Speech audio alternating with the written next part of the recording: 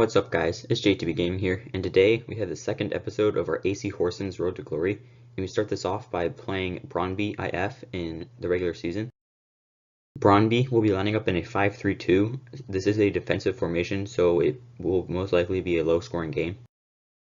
We will be continuing to line up in this 4-1-4-1. We'll have Delak in goal, Nyman at right back, Masovic and Ludwig at center backs, Lomb at left back, Jacobsen at defensive mid, Valakari and Hansen at center mids, Thorsen at left mid, Franston at right mid, with Pohl up top. In the third minute, Thorsen has the ball out wide on the left. He's able to eventually get past a defender. He's now dribbling at the defense with options. He puts it through for Hansen. Hansen takes a touch into the box and puts it past the keeper to put us up 1-0 in the 4th minute of the game. In the 27th minute, Lomb plays the ball into Hansen. Hansen is able to Maradona around the defender before he's able to get the shot from the top of the 18 and put it into the back of the net as he gets his second goal of the game to put us up 2-0 in the 28th minute. At the end of the game, we would go on to win 2-0 thanks to those goals from Hansen in the 4th and 28th minute. Looking at our player ratings, our best couple of players were Hansen, as he did end up getting the man of the match because of those 2 goals he scored. He was able to earn a 9.5 rating. Lomb was able to finish with an 8.9 rating, and Thorsen finished with an 8.4 rating. It is much easier for us currently to build through that left side, as Valakari is not as developed, so Hansen is the better option to go with. However, our right side still did get 7.5 with Nyman and a 7.4 with Valakari, and Franston is not our normal starter, so it's expected that we'd be playing through the left a little bit more. Looking at our match facts at the end of the game, Brøndby actually finished with more shots on target. However, we were able to score more of our chances. We did have more possession, and we did have a higher pass accuracy, which I think really helped us to dominate the game. Looking at our youth academy, I was not sure how much money I wanted to spend. However, I feel like considering our budget and what the board wants from us, I will spend a lot of money on the youth academy and look to sell players to earn that profit back. And the first scout I'm hiring is Jonas Sorensen. He is 4-star experience and 3-star judgment. He's from Denmark, and he's going to cost us $1,017,000. Sorensen's first scouting task will be to go to Denmark, and he's going to go out for 3 months to try and find us an attacker. The second scout I'm going to be investing in is Paul Hoffman. Just like Sorensen, he is a 4-star experience, 3-star judgment scout. Hoffman will be going to Russia to find us some defensive-minded players for the next 3 months. The third and final scout I'm going to be hiring is Akin Hasker. He is a Turkish scout who has 3-star experience and 2-star judgment. I'm signing him just because even though he is not the greatest of scouts, he can still get us one good player in 3 months, and that is all we need. Asker will be going to Finland for the next 3 months just to find any players. We now have a very big game in the league as we host one of the top 2 teams, FC Midtjylland, at the Casa Arena. I have not made any changes to the starting lineup, and I'm going to continue to put out the strongest 11 as this is a very important game for us. Midtjylland will be lining up in a 4-3-3 attack. This is a very offensive formation, and considering how good the team is, the only chances I feel like we have to win this game is to counterattack. In the 6th minute, Nyman looks to play the ball, but his first attempt is blocked before he plays Valakari. Valakari then slips the ball in behind the defense for Franston. Franston then cuts it back, he plays it into Valakari. Valakari then is able to curl it around the defenders and the goalkeeper to put it into the back of the net to give us an early lead as we go up 1-0 in the 7th minute. In the 39th minute, Valakari has the ball in a somewhat decent area. He plays the ball into Franston. Franston returns it to Valakari. Valakari is then able to turn past the defender before he smashes it near post for his second goal of the game to put us up 2-0 in the 40th minute. In the 54th minute, Valakari has the ball, but he ends up turning it over, and Midtjylland are now looking to counterattack us. Hansen makes a good, what I thought was a good tackle. However, the ref does not see it as that, as he will be getting a card. Hopefully it's just a yellow, and it is just a yellow. This was a close call. However, he will be able to play for the rest of the game. At full time, we would go on to win at 2-0 thanks to those goals from Valakari in the 7th and 40th minute. Looking at the match ratings at the end of the game, our defense did very well as Delak and Ludwig finished on 7.8s. Kilrich, who was substituted in the last minutes of the game, had a 6.2, but Masovic, who was originally our starting center back, got a 7.6. Nyman got a 7.4. Lomb got an 8.7 as he is continuing to have great form. Jacobsen, our center mid, finished with a 7.1. Valkyrie, the man of the match, finished with a 9.3 goal rating thanks to those 2 goals. Franston finished with an 8.9 match rating. Okusun finished with a 6.5. However, Hansen, who got replaced, finished with a 6.2. Because of that yellow card, his rating did go down. Thorensen finished with a 7.2. Drost, who I put in for the last couple of seconds of the game, got a 6.0. However, Pohl, who was replaced by Drost, finished with a 6.5. Looking at the match facts at the end of the game, it was a very, very even game as we both had 4 shots on target and we shared possession 50-50. We were just able to make more of our chances, which was definitely the key factor. We now have another game in the league as we travel to the Series Park to face RS AGF. RS will be lining up in a 4-3-3 holding. Because this formation is so flexible, I do not know what to expect, so we'll have to wait and see what happens in the first couple of minutes. I am going to continue to use this 4-1-4-1 as it has been working out well for us, and I will continue to use the players in that system as they are our best players. In the 18th minute, RS have the ball out wide in the dangerous area as Lum struggles to recover on his man. The ball is crossed into the box. Their player volleys it, however Delac is able to make an amazing save to keep us at 0-0 in the 19th minute. In the 50th minute, Valkyrie gets the ball, he plays it into Pohl. Pohl plays it to Jacobson. Jacobson plays it back to Pohl. Pohl plays it into Valkyrie. Valkyrie gets the ball in the box.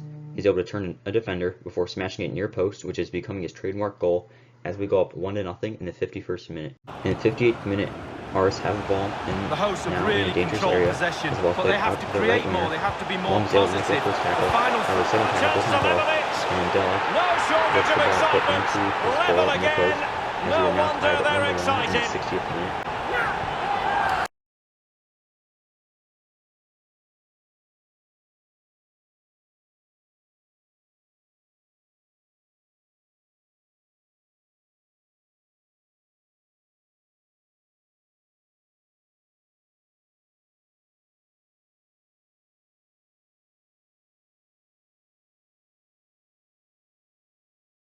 At full time, we would end up tying 1-1 because that goal by Valkyrie in the 51st minute was cancelled out by that goal by Bundu in the 60th minute. Looking at the player ratings at the end of the game, as you can see, the numbers are lower than they normally are. However, Lom and Valkyrie, our 2 best players this season, ratings were still high.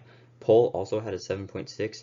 However, none of the other players really cracked what they normally get, so it was somewhat of a disappointing game for us. Looking at the match facts at the end of the game, we finished with the same amount of shots on target and possession was in their favor along with the pass accuracy. However, we did do better defensively as we had more tackles. I do feel like this was a very even game and the draw was fully deserved. We now have our final game of the episode as we host Aalborg BK at the Costa Arena. I have still not made any changes to the starting lineup because I want to get off to a very strong start.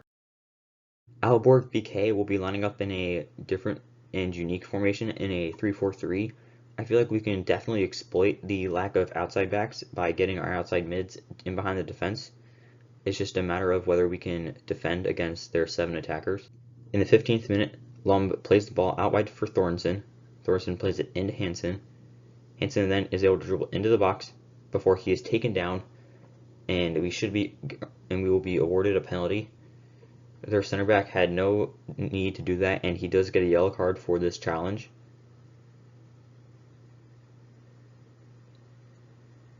As you can see on this replay, there was no need to do that, and he definitely did not get a part of any of the ball, so the penalty is definitely deserved. Pohl will be the one to take the penalty for us. We are going to look to go into the bottom left corner. Pohl is able to convert the penalty as we go up 1-0 in the 16th minute.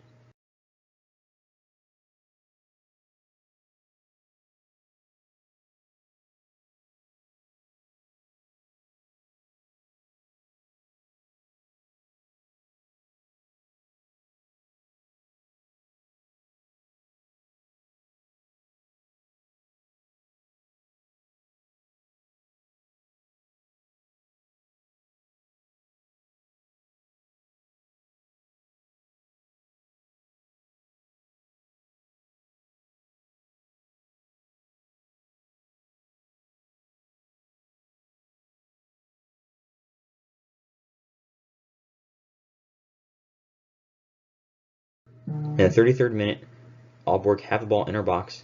We are able to block our first shot, but we cannot effectively clear the ball before their player is able to volley it into the back of the net. This is what I originally thought, but it turns out the ball actually went in off of Lom's head, as you should be able to see on this next replay. I did not think that Lom actually headed the ball into the back of the net. I thought that the player volleyed it in and it could have been a dangerous play. However, upon the replay, Lom did really just head it into the back of the net, as we are now tied 1-1.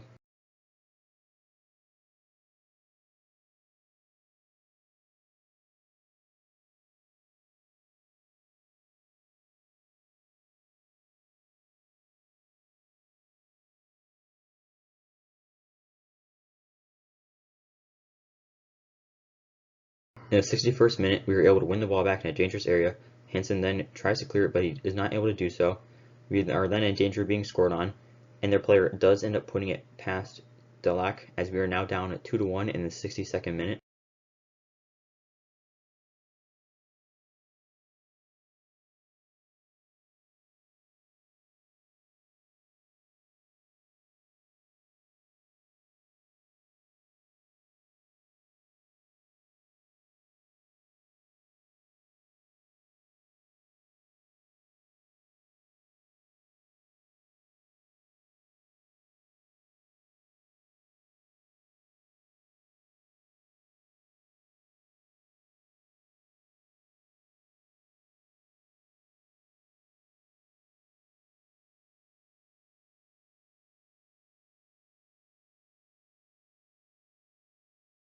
In the 81st minute, Aalborg have the ball in dangerous area as they are now in our box. The ball plays it in, he crosses it, and their player is able to put it in off the post, as we are now down 3-1 in the 81st minute.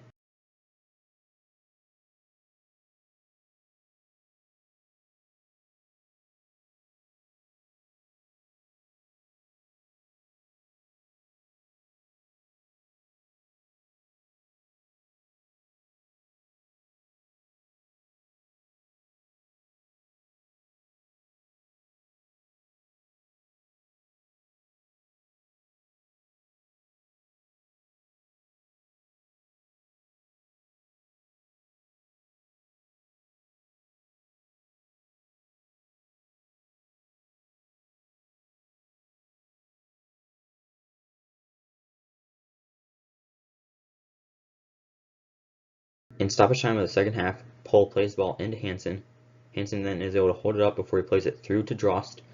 Drost then is able to get past the center back. He shoots, but it goes right off the post from a close area, as that would be the final chance of the game.